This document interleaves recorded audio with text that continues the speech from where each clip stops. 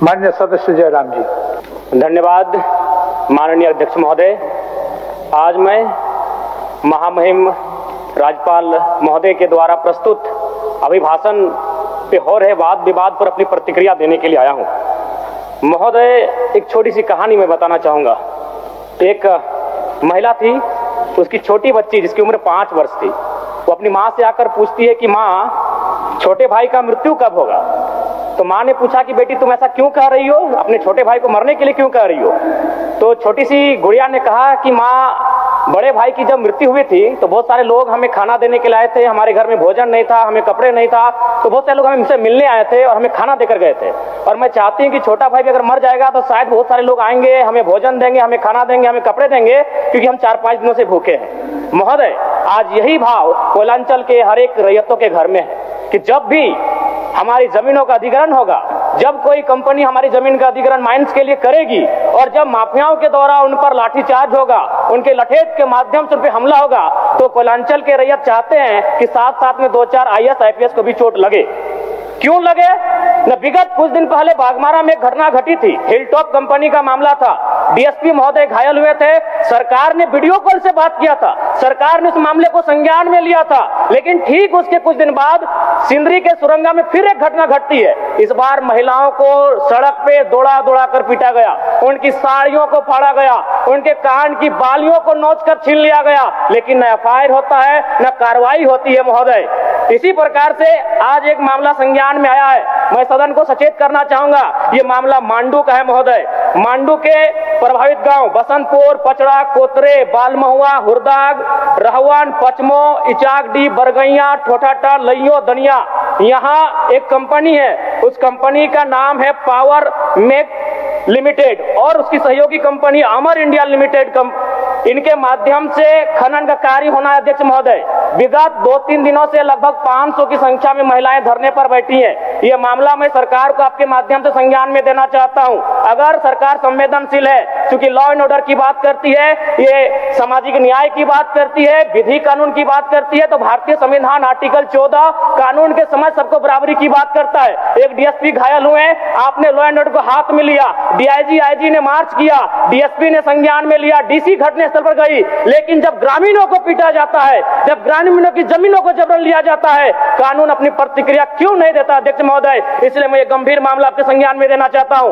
महोदय, भारतीय संविधान आर्टिकल 301 कहता है, क्योंकि इससे पहले जो जमीन का मामला था वो हमारा मौलिक अधिकार था, लेकिन संशोधन करते हुए 300A में डाला गया है। वर्तमान वो हमारा मौलिक अधिकार न होकर संवैधानिक अधिकार है। अध्यक्ष महोदय, और वो क्लाउज कहता है कि जिसके पास भूमि नहीं है सरकार उसे भूमि आवंटित करेगी, लेकिन यहाँ दुर्भाग्य इस राज्य का कि जिनकी भूमि है सदियों से, हजारों वर्षों से वो भूमि पर वो जोत तोड़ करते हैं, और आज लगता है कि ब्रिटानिया हुकूमत बरकरार है, ईस्ट इंडिया कंपनी का शासन इस राज्य में बरकरार है। आज इसी प्रशासन के जोर पर आज उनकी जमीनों का जबरन अधिग्रहण किया जाता है। मांडू का मामला को संज्ञान में लीजिए, सुरंगा का मामला संज्ञान में लीजिए, घोरा का मामला संज्ञान में लीजिए। अध्यक्ष महोदय, क्योंकि रोज रोज आपके DSP घायल होने का इंतजार मत कीजिए।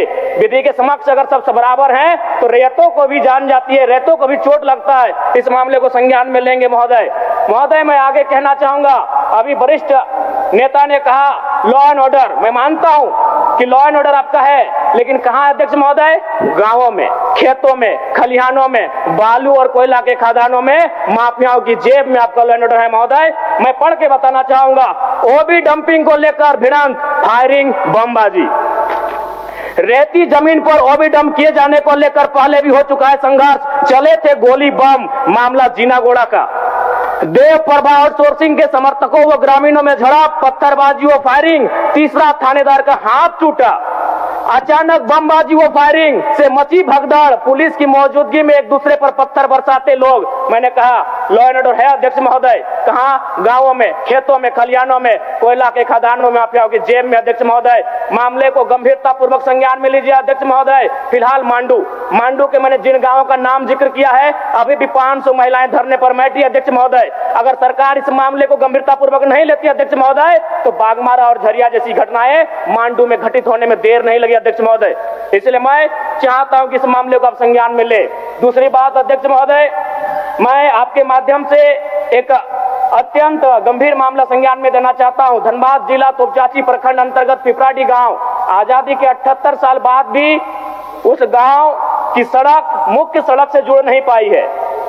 उनका मामला आता है अभयारण्य भूमि, सेंचुरी का भूमि का मामला संज्ञान में आता है। अध्यक्ष महोदय, मैं सदन के माध्यम से सरकार से पूछना चाहता हूं कि पारसनाथ पहाड़ में सड़क बन सकता है तो पिपराडी गांव में क्यों नहीं बन सकता है? अध्यक्ष महोदय, पारसनाथ पहाड़ में जिन लोगों की सड़क की जरूरत थी अध्यक्ष महोदय, चूंकि वह धनी लोग थे, वो संपन्न लोग थे, इसलिए पारसनाथ के पहाड़ में जो कि सेंचुरी अभयारण्य है सड़क चली गई, लेकिन पिपराडी गांव सड़क नहीं जा पा रही। अध्यक्ष महोदय, ये तोपचांची प्रखंड का मामला है, इसे संज्ञान में लेंगे। दूसरी बात अध्यक्ष महोदय, जो विषय मैंने कहा 300A में स्पष्ट है कि राज्य अपनी विधायकी शक्ति का उपयोग करके संपत्ति के अधिकारों को सीमित, कम या बदल कर सकता है। इसलिए आपसे आग्रह होगा, जो भी मामले भूमि संबंधित खासकर खनन क्षेत्रों से आते हैं, उसके लिए आप एक पोर्टल बनाए अध्यक्ष महोदय, एक शिकायत पत्रिका बनाए अध्यक्ष महोदय, क्योंकि मामला बहुत ही हिंसक रूप धारण कर लेता है। मैं उस क्षेत्र से आता हूं, मैं कोयलांचल के क्षेत्र से आता हूं अध्यक्ष महोदय, मैं रोज बमबारी, गोली, तमाम घटनाओं को देखता हूं, सुनता हूं अध्यक्ष महोदय, और आम व्यक्ति की कहीं सुनी नहीं जाती है। इसलिए आपके माध्यम से सरकार से मेरा आग्रह होगा, ऐसे विषयों पर सरकार गंभीर रहे। अगर गंभीर नहीं रहती है तो अप्रिय और अनहोनी घटना होने में देर नहीं लगी अध्यक्ष महोदय। धन्यवाद अध्यक्ष महोदय, बहुत बहुत धन्यवाद।